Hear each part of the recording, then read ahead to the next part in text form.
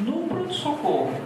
Por quê? Porque muitas vezes você pega o paciente na emergência e você às vezes tem que tomar a decisão naquela hora e você não tem a ajuda do especialista específico para dizer alguma coisa mais detalhada sobre aquela arritmia. Então você precisa tomar a decisão na hora do que é para emergência, o que devemos fazer. Então você tem que ter o conceito que toda e qualquer arritmia deve ser avaliada dentro de um contexto clínico, que pode mudar parcialmente ou totalmente sua conduta. E às vezes você tem que saber se o contexto clínico é causa ou consequência. Às vezes você pega um paciente, no caso aqui nós vamos tocar no assunto sobre fibrilação atrial e flutter atrial, e ele chega com arritmia e alguém faz o exame físico e vê o coração acelerado. Mas às vezes aquela arritmia que ele tem está acelerada, que por trás de tudo ele pode ter uma sepse, uma pneumonia, uma infecção urinária. Então, apesar do que chamou mais atenção foi a arritmia ali, a causa base de tudo, às vezes do mal-estar do paciente, não é ela. Às vezes ela existe cronicamente e o que dispensou o paciente foi outra coisa. Então, às vezes a gente tem que estar atento que o paciente pode se apresentar de uma forma, mas ele tem outras coisas subjacentes que são, na realidade, o que causou a vinda do paciente ao pronto-socorro. Então, aqui você tem um traçado básico. Depois vão falar mais até amanhã sobre também a parte eletrocardiográfica, mas você tem onda P, que é a contração atrial, intervalo PR, QRS,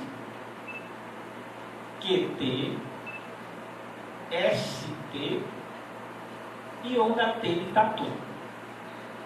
Hoje, especificamente, nós vamos se ater aqui à onda P, que representa a contração atrial. Quando nós falamos em fibrilação atrial e flutter atrial, nós estamos especificamente trabalhando nos átrios e vamos dizer que você não vai encontrar onda P, ou seja, provando que há contração atrial. Você tem uma desorganização elétrica. Então você vai achar o QRS do paciente, vai achar o ST, vai achar a onda T de tatu. Mas quando você procurar a onda P lá na frente, ou você acha uma linha isoelétrica, que é a fibrilação atrial, que na maioria das vezes ela é tão rápida que você não consegue contar, ou você encontra um serrilhado, que aí você poderia dizer que é o flutter atrial. Mas às vezes você precisa de detalhes específicos para você definir o que é fibrilação atrial e o que é flutter atrial. Do ponto de vista de pronto-socorro, o que interessa muitas vezes é o seguinte: todos dois significam desorganização da contração atrial. Didaticamente, para fins de interpretação, interpreta-se que a fibrilação atrial, normalmente você tem o átrio batendo uma frequência acima de 400. E o flutter atrial, o átrio batendo numa frequência de 200 a 400. Do ponto de vista de pronto-socorro, todos os dois são desorganização elétrica atrial. E o que você tem que ter muitas vezes na cabeça do seu raciocínio é que se aquilo você tem certeza que começou antes de 48 horas ou depois de 48 horas. Por quê? Isso vai implicar num tratamento não só de decisão de reversão da arritmia imediata ou não, como também no raciocínio que após 48 horas de uma arritmia que tem uma desorganização elétrica atrial, já há possibilidade de formação de trombo. E já havendo possibilidade de formação de trombo cardíaco, você tem que prevenir esses eventos tromboembólicos nesse paciente. Então, a desorganização na parte de cima, ou seja, esses átrios vão a uma frequência tão alta que a contração mecânica em si não é efetiva, eles apenas tremulam. Embora o flutter tremula entre 200 e 400 e o átrio acima de 400, todos os dois fazem tremulação. Antigamente, acreditava que só quem podia formar trombo era a fibrilação atrial.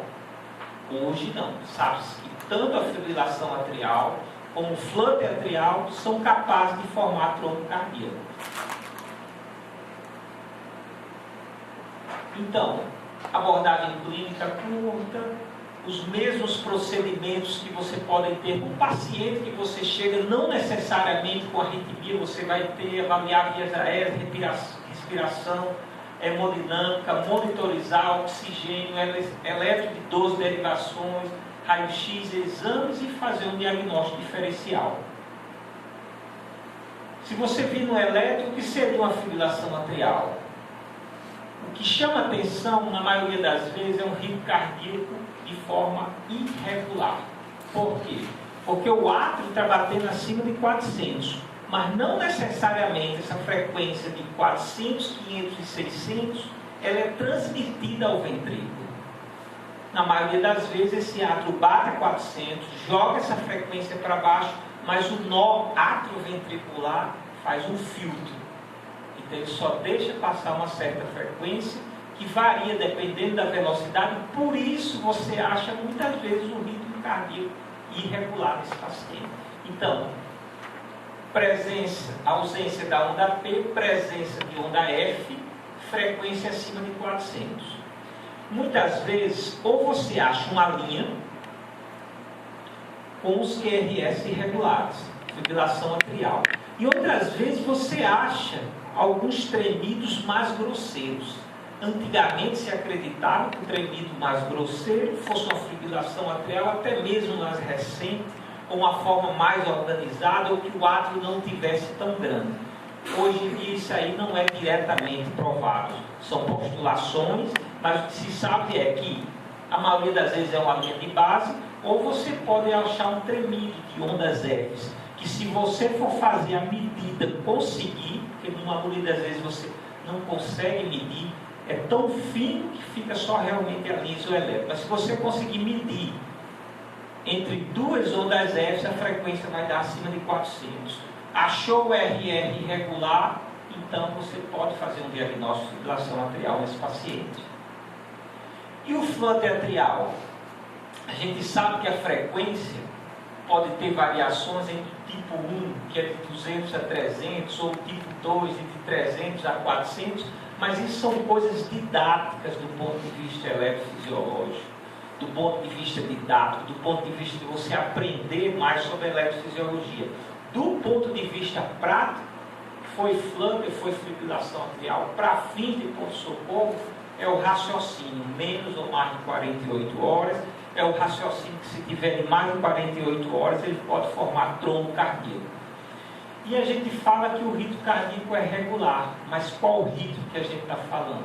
É o ritmo da resposta ventricular, e isso é na maioria das vezes.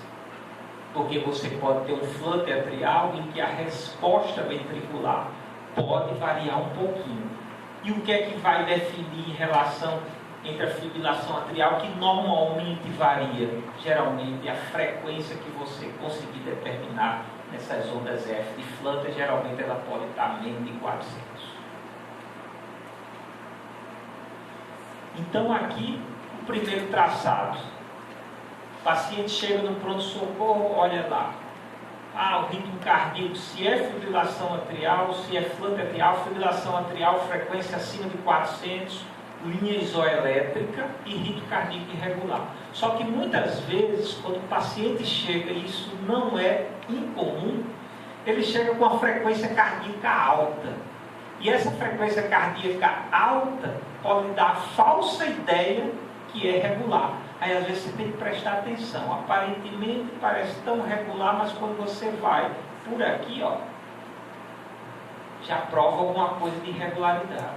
Aqui, ó, para cá é diferente desse. Tem diferença desse para esse. Olha aqui, ó. O espaço entre um e outro é o espaço aqui. Então isso prova que a frequência cardíaca aqui é alta, dá uma frequência em torno de 150 batimentos, mas você não acha onda P. Acha uma linha isoelétrica, ou apenas um tremido da linha de base. Então, provavelmente, esse átrio está tremulando, está com a frequência acima de 400, é um ritmo cardíaco irregular. Então, isso aqui é uma fibrilação atrial. Se eu tivesse totalmente irregular, não, aí a gente vai discutir em outra arritmia que a gente discute amanhã. Então, primeiro raciocínio é fibrilação atrial? É. Vamos reverter ou não? Depende se ele está estável ou instável. Tem menos ou mais de 48 horas para saber se deu tempo de formar trombo ou não. Que isso vai influenciar nas suas decisões. Outra aqui, QRS. Cadê a onda P bonitinha aqui? Não tem. Esse é mais fácil, não está com frequência cardíaca alta. Esse aqui dificilmente chega no pronto-socorro, porque o que chega é aquele com frequência mais alta, que aí é mais difícil você dizer. Mas você às vezes tem que prestar atenção se é regular ou irregular, e a gente consegue contar aqui e ver, notar a irregularidade. Esse aqui é mais fácil de você diagnosticar, mas geralmente ele chega mais no ambulatório. RRs irregulares, ausência de onda P, e na maioria das vezes apenas uma linha isoelétrica. Então a frequência desse átrio está acima de 400 e o RR está irregular. Essa é uma fibrilação atrial. Aqui, S é o QRS. Aqui dá para notar ele também. Se eu olhasse só o traçado de cima, eu diria que ele está irregular e teria uma linha isoelétrica. Então, por isso que muitas vezes você tem que comparar os outros traçados. Então, aqui, o QRS está aqui em cima, está aqui. Aqui. E aqui, essa mesma linha que aqui aparece isoelétrica, ela me aparece com um dente de serra.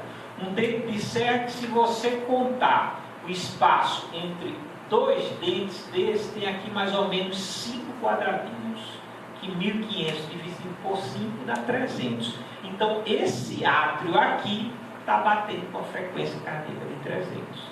Se você olhar aqui, é uma fibrilação atrial. Se você pegar o detalhe, porque eu peguei uma outra derivação simultânea, não. Isso é um flutter atrial, como está irregular o bloqueio AV variável. Isso não é o comum da apresentação do flutter atrial. A maioria das vezes eles apresenta bem regular, sim. Mas do ponto de vista de pronto-socorro, é estabilidade elétrica atrial. É importante também se tem mais ou menos de 48 horas. E é importante se o paciente está estável clinicamente ou instável. Aqui, frequência cardíaca alta, mais de 150. Quando você procura a linha de base aqui, não está isoelétrica. Na realidade, ela está um dente de serra. Essa é a apresentação mais comum do flutter atrial. Ritmo cardíaco regular, e a linha que seria normalmente isoelétrica ou apresentando a onda P tem um dente de serra. E na maioria das vezes, esse dente de serra é negativo em D2, D3 e ABR. Então, isso é um flutter atrial na apresentação mais comum. Esse, com frequência alta, muitas vezes se apresenta no pronto-socorro, e se você não notar que tem um dente de serra aqui, muitas vezes você apenas diz que é um ataque supra ou um ataque cardiosinusal e vai procurar outra coisa. Porque muitas vezes ele se apresenta, às vezes, com 2 para 1 mesmo. Então, às vezes, é difícil você notar. Teoricamente, é um ataque cardíaco, e se você notou o dente de serra aqui embaixo, então você diz que é um flutter atrial. E o raciocínio em cima disso aí? Duração, menos ou mais de 48 horas. Se tem mais de 48 horas, você tem que pensar que ele pode formar um trombo cardíaco. Então, o ideal é não reverter. apenas controlar a frequência, se tiver 150, 200, baixar ela para uma frequência de preferência abaixo de 100, para deixar o paciente confortável, porque ele provavelmente chegou no pronto-socorro por conta dessa frequência alta. Se tem menos de 48 horas, aí não. Você provavelmente ele não há trombo em formação, então você pode pensar em reverter, a não ser que você não queira por um motivo, se anticoagula e depois reverte em outro momento. Então, menos de 48 horas, menos probabilidade de formação de trombo. Depois de 48 horas, não. A chance é maior de trombo. Só que existe um detalhe muitas vezes. Às vezes o paciente não sabe informar. E não precisa para você quando começou. Alguns dizem com muita nitidez. Foi agora, 8 da manhã, começou a disparar. Não, agora, 5 da tarde disparou, eu estou chegando aqui. É isso que você consegue precisar e sabe se tem menos ou mais de 48 horas para decidir sobre a anticoagulação. Mas se você não sabe, considere ele maior que 48 horas. Não sei, considere maior que 48. Você tem que realmente pecar por excesso. E daí você decide sobre reverte ou controle. Então, FA Flubber esteve instável hemodinamicamente. Aí você ainda está instável, tá? Esqueça menos ou mais de 48 horas. Se você disser, se eu der um choque e ele tiver um trombo e embolizar, é risco-benefício. Você sabe que o paciente está instável clinicamente, ele pode morrer naquele momento. Então você tira ele do risco de morte, que é iminente, e trocou pelo outro risco, que é o risco de haver trombo embora. Então, sedou e faz uma cardioversão elétrica. Se ele está estável do ponto de vista clínico, recebeu do pronto-socorro, ele está totalmente estável, você tem que colher a história. Tem menos de 48 horas, você escolhe reverter com drogas, escolhe reverter com choque, ou salvo exceções, é um paciente valvulopata, que ele pode ter certeza ou não, então menos de 48 horas você pode optar, não, esse tem menos de 48 horas, mas eu não vou reverter. Eu vou apenas anticoagular, controlar a frequência e depois eu vejo se tem trombo através de um eco transesofágico. E se ele tem mais de 48 horas? Teve mais de 48 horas, está estável, anticoagulação, faz um eco transesofágico para ver se tem trombo. Lembrar que, quando você faz a anticoagulação, mesmo se você fizer e não tiver trombo, para reverter, você reverte. E depois que ele voltar ao ritmo próprio, o maior perigo de embolização, às vezes eles acham, passou 2 dias, está bem. Não. É pós a reversão. Porque pós a reversão da fibrilação atrial para ritmo sinusal, a gente tem normalmente uma dissociação eletromecânica. Você pega o eletro, está lá um da P, bonitinha batendo. Mas às vezes você vai ver no ecocardiograma, não está batendo. O átrio está parado. Se o doente não tiver anticoagulado, eletricamente está funcionando, mas mecanicamente não. Então, às vezes, o risco de trombo é muito maior pós a reversão. Daí que, depois de você reverter o paciente, ele tem que usar a anticoagulação no mínimo 4 semanas. Não menos que isso, porque depois dessas 4 semanas é mais ou menos o período que, se ele mantiver em ritmo sinusal, ele volta a ter contração mecânica. Então ele sai desse risco. E outro detalhe, às vezes quando você tem mais de 48 horas também, se você fez um eco transesofágico e tem trombo, aí é uma decisão que às vezes era controversa, mas o consenso, a diretriz de fibrilação atrial, ela é bem, vamos dizer, já está estabelecido sobre isso. Normalmente a conduta, quando você tem trombo, a maioria da classe não reverte. Mas há sua opção de reverter. Por quê? Porque mesmo que tenha trombo cardíaco, o cuidado que você tem que tomar é, achou trombo no paciente, tem 3 dias de FA, achou trombo, anticoagula. Então você anticoagula ele por 4 semanas, pelo menos. Depois disso, se você quiser não reverte, se você quiser reverte. Aí vem a pergunta, por quê? Porque na maioria das vezes quando você anticoagula o paciente, é para evitar a formação de novos trombos. O trombo que já está feito, se ele for antigo, ele não dissolve. Ele é considerado um trombo organizado. Então ele vai ficar lá e acabou-se. O paciente vai ficando coagulado. Se esse trombo for fresquinho, pode ser que ele dissolva totalmente. Então você precisa coagular 4 semanas. Depois das 4 semanas, se você quiser, você pode optar por reverter, porque depois de 4 semanas de coagulação, você tem um trombo organizado, sim. Então esse trombo não vai desprender. Tem algumas exceções? Tem. Se por acaso você, de repente, que aí a frequência variável, não é transofágico, você tiver um trombo que for, por exemplo, céssio, tiver um meio pedunculado, ou de repente você tiver um trombo solto, móvel dentro da cavidade. Aí é um risco realmente de exceções. Então o trombo provavelmente não desaparece, então às vezes você prefere não reverter para a rite sinusal, ele vai ficando coagulado o resto da vida. Então, foi FA Flutter, menos ou mais de 48 horas. Teve menos de 48 horas, você pode tentar reverter com drogas, pode tentar reverter com choque. E só que um detalhe também, muitas vezes a gente tem fibrilação atrial por estresse, por bebedeira também.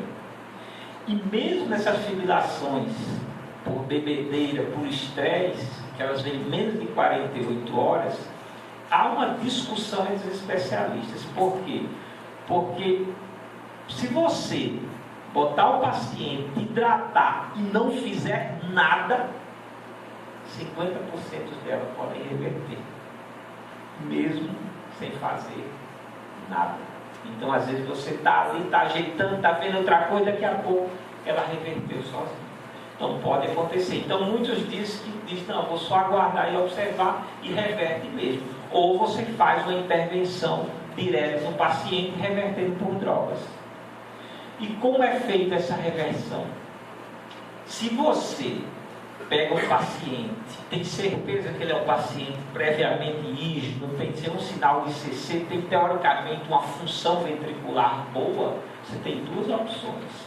Ou usar propafenona oral, ou usar a amiodarona venosa.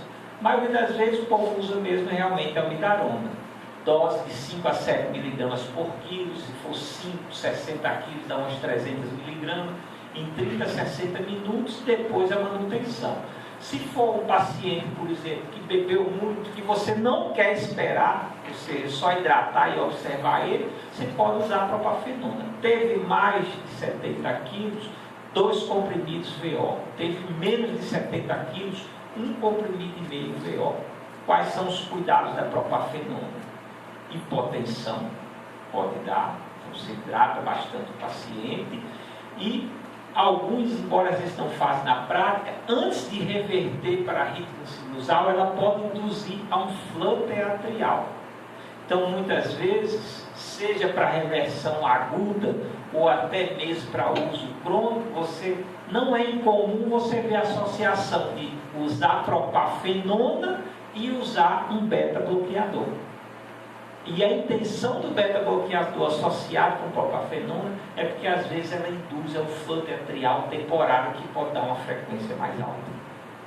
Mas você pode reverter a propafenona tranquilo com doses VO. E quando às vezes tem paciente que tem muita fibrilação atrial e já é treinado para isso, e é seguro reverter, já tentou reverter algumas vezes e conseguiu, ele anda com os comprimidos de propafenona no bolso. Ele sabe que tem FA, às vezes ele já sabe alguns sintomas, ele toma os comprimidos e reverte a fibrilação atrial. Foi mais de 48 horas, o paciente está estável, ou então você sente apenas alguma palpitação, você apenas controla a resposta ventricular. digoxina, bloqueadores de canal de cálcio, beta-bloqueadores.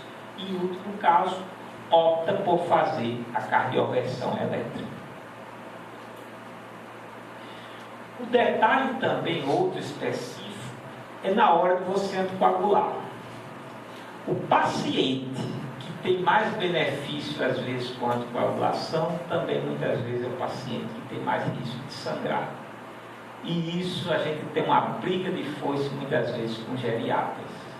Às vezes eles têm razão, que realmente sangra, porque eles acompanham, mas a gente sabe que também tem benefício também, e fica aquela briga o tempo todo. Mas, muitas vezes a gente termina de indicar. Então, hoje, atualmente, foi criado critérios para você anticoagular ou não. E a maioria desses critérios são usados para os pacientes que você tem mais dúvida. Quais são? É aqueles que não são valvulares. Porque se você pega um paciente que já tem uma prótese valvular e está com FA, você anticoagula. Se você pega um paciente, muitas vezes, que já teve um evento embólico de uma trombose aguda, você anticoagula. Mas muitas vezes você pega um paciente com FA, não tem o coração teoricamente, estruturalmente normal, você tem dúvida de coagula. Então, hoje já está usando dois critérios, o do Chaves ou o Chaves-Vasque, que é o mais atualizado em si. Fez a partir de 2 pontos, isso aí já tem indicação de anticoagulação. Então, o C de congestivo e insuficiência cardíaca, tem insuficiência cardíaca 1 ponto. Tem o H de hipertensão 1 ponto. O A de idade 1 ponto. Tem que ser maior do que 75 anos. Teve prévio AVC 2 pontos. Então, esse é o mais forte para o Chaves 2. Então, insuficiência cardíaca, hipertensão, idade, diabetes e stroke de AVC que vale 2 pontos. Quando você fala o Chaves-Vasque, teoricamente, ele seria mais sensível para você dizer o paciente que realmente tem indicação de anticoagulação. Então, ele divide a idade, se for maior do que 75, em 2 pontos, e de 65 a 74, 1 ponto. Mantém o AVC para 2 pontos, mas acrescenta sexo feminino, 1 ponto, e doença vascular, 1 ponto. Teve de 2 pontos em diante, anticoagulação é benefício para esse paciente. E se o paciente tem indicação de anticoagulação, mas tem risco de sangrar, aí vira aquela briga, ele tem risco de sangrar também. Na maioria das vezes você compara os dois. Se o risco de sangrar é muito maior do que o anticoagulação, a gente não anticoagula. Se o risco de sangrar é menor do que o risco de anticoagular, a gente termina anticoagulando. Então, se você notar, hipertensão aqui, a gente chama do Hess-Bled. Hipertensão aqui, também tem hipertensão no Chaves, é a letra H. Fica a mesma coisa, 1 ponto para um lado, 1 ponto para o outro. AVC, o risco de sangrar é 1 ponto, mas se você vê AVC no Chaves, tanto o Chaves-Vasque são 2 pontos. Então, teve AVC, a indicação de anticoagulação é muito maior do que o risco de sangrar. Agora, se você tem, principalmente, a idade também, conta pontos, lá no outro, aí o que é que vai fazer a diferença? Drogaditos, gente que bebe, etilista pesado, tá? Risco de disfunção hepática, risco de cair, risco de queda, labilidade de INR, você tenta anticoagular o paciente, principalmente, que esse critério foi feito por uso da varfarina, e uma hora está alto demais, outra hora o INR está abaixo demais. Então, risco de sangrar também. Isso o paciente, notadamente, clinicamente, ele tem risco maior de sangramento ou já teve algum sangramento espontâneo. Então, o risco de sangrar for maior, você pesa. É maior, você então não anticoagula esse paciente. Então, na cabeça da gente, você tem que... Qual a preocupação maior?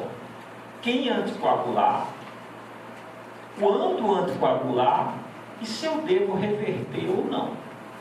Menos de 48 horas, você tem certeza que é menos de 48 horas a fibrilação ou fluxo arterial, você pode tentar reverter.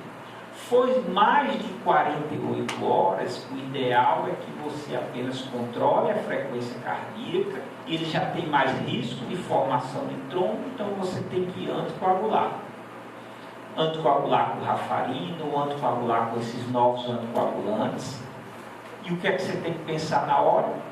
Ele tem indicação de anticoagulação pelo chat, insuficiência cardíaca, hipertensão, a idade, diabetes, já teve AVC próprio, ou se ele tem muito mais risco de sangramento. Tem alteração de função renal, tem alteração de função hepática, já teve um sangramento prévio. Então, descobriu que ele tem fibrilação atrial, preocupa logo se tem menos ou mais de 48 horas e discutir se você reverte ou não.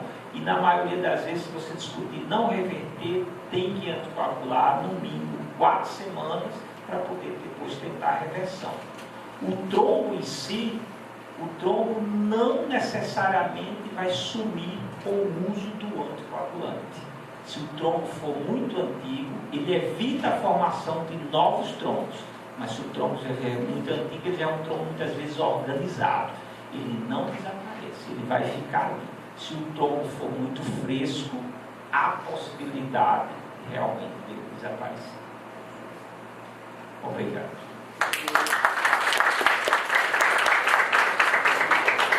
Perguntar alguma coisa? O quê? Eu gostaria de chamar a atenção no seguinte: a gente não deve ter medo de anticoagular, porque a fibrilação atrial, principalmente a fibrilação persistente, que acontece muito com paciente idoso, doença de hábito esquerdo, ela chega no pronto-socorro e às vezes a gente não consegue colher aquela história. Então não devemos ter medo de controlar. O rasgo tudo bem, aí o chá de vaso está aí, a gente podemos calcular. Lembrando que o trombo vai para a cerebral média, vai pegar todo o cérebro. Você tem muito mais risco em não anticoagular do que anticoagular. Porque sangrar tudo bem, você pode de repente botar o paciente na sala e já te dá o sangramento. Mas eu acho que o risco maior é não anticoagular. Eu prefiro anticoagular. Perfeito. E só um detalhe ali. O AVC, que é embólico, na parte cardíaca, ele tem evolução pior do que o AVC não embólico. Porque geralmente a obstrução vem do trombo, de área cardíaca maior, e geralmente obstrui e muitas vezes tem risco de transformação hemorrágica. Então, do ponto de vista de morbidade, é pior o tromboembólico. Arluz, deixa eu complicar um pouco para você aí. Tá? Você está no pronto-socorro, chega uma gestante com fibrilação atrial aguda. E aí, o que é que você faz? Fibrilação atrial aguda, está desconfortável? Está sintomática, não está desconfortável, está estável sintomática. Você usa alguma droga dessa ou você não usa? O que é que você faz com a gestante? Tento reverter. Com droga ou cardiovessão? Eu prefiro às vezes a cardiovessão. Você faz algum risco? A droga em si, o feto, se você usar agudamente, teoricamente não. Mas se você, por exemplo, for pensar no termo de classificação para droga para gestante, não tem nenhum do tipo A. É tudo B, C ou D. A cardioversão em si, qual é o princípio? Choque, a sistolia na paciente e ela tem a chance de entrar no ritmo próprio. Pronto, esse é o princípio da cardioversão. Então você faz ali e reverte na hora. Então é menos danoso ainda para doença. E aí, para você manter o ritmo, você usa beta-bloqueador ou você a propafenona ou abdarona? Aí eu preferi o beta-bloqueador. O risco é, se for muito no início da gravidez, aí pesar risco-benefício, porque retarda o crescimento intrauterino, ou da criança, o crescimento da criança, que isso aí pode acontecer. Mas, por exemplo, se você pegar uma fibrilação atrial e a causa foi um estresse, foi uma outra coisa, você pode considerar que foi uma fibrilação atrial isolada. Então, se eu reverto, eu não usaria nada para ela. apenas observaria durante a gestação. Aí, por exemplo, assim, aí eu peguei e tem uma valvulopatia, aí me complica. Você não quer valvulopatia, ela pode voltar e aí tem que acompanhar a valvulopatia. Aí, teoricamente, eu teria que ter alguma coisa para segurar. Aí eu teria que aí conversar com o obstetra, alguma coisa, mas foi uma gestante, não tem valvulopatia, nada, foi um estresse, alguma outra coisa que aconteceu, eu posso interpretar como uma fibrilação atrial isolada, que muitos podem ter. Por exemplo, meu professor, ensinando, estressado com o mestrado, teve uma fibrilação atrial. Passou, daqui a pouco desapareceu, não teve mais, e o motivo realmente foi estresse. Então, eu tentaria reverter, se ela tivesse sintomaticamente, feito com cardioversão. Sintomas, está incomodando ela. Se você não está incomodando, não. Vamos dizer, você estou estável, mas sintomático. Não incomoda tanto, não. Espera um pouquinho. Vamos ver se reverte espontaneamente. Era bom você fazer um comentário também em relação aos novos anticoagulantes e o antigo. Quando você não vai reverter, para iniciar a questão de valvulopatia ou não. Se você quer fazer algum comentário sobre isso? Pronto. Hoje em dia, você tem os novos anticoagulantes, né? A pixabana, rivaroxabana, né? E o Pradaxa. E os antigos é a varfarina. Teve dúvida quanto usar? O tradicional é o antigo, a varfarina. Qual a diferença entre eles? A varfarina você precisa fazer o controle, INR, né? Atividade de protonina. E às vezes é difícil você controlar esses pacientes e tem muita influência de alimentação. Os novos anticoagulantes não precisam fazer esse controle, mas eles também têm uma atividade diferente, porque a varfarina, né, antagonista da vitamina K. Os outros, ou agem no fator 10A, ou outros fatores mais periféricos da anticoagulação. E você não precisa fazer controle de INR. Só que tudo em medicina é aquela coisa como falou, tem que ser testado em evidência. Para FA, pode usar não valvular, pode usar varfarina, rivaroxabana, apixaban e Pradaxa, que é da migatrama. Tranquilo.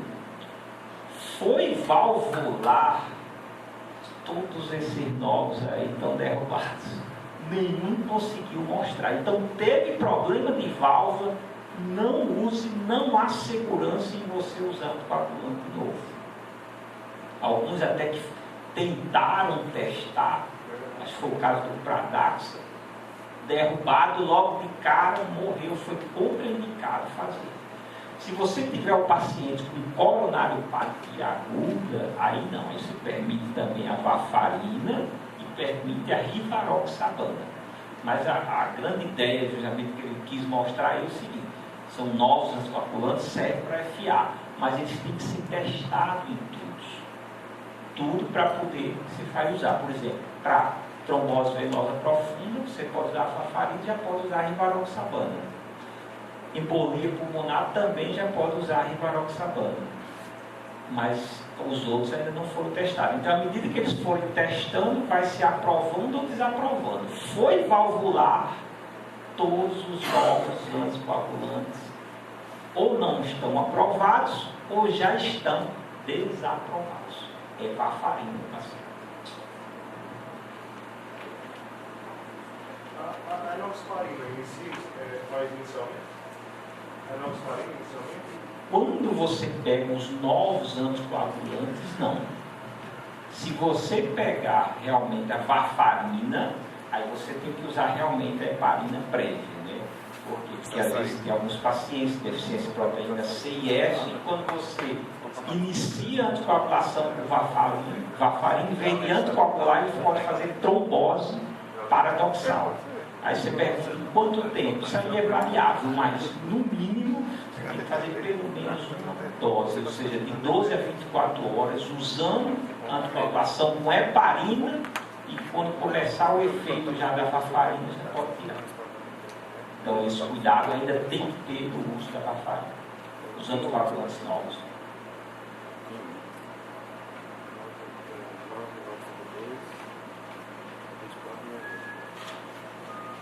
Alguma coisa aí, Aline? Acho que tá bom, né? Vamos dar uma paradinha e vamos fazer um intervalozinho para lanchar ali para pegar a próxima aula. E obrigado aí, ó.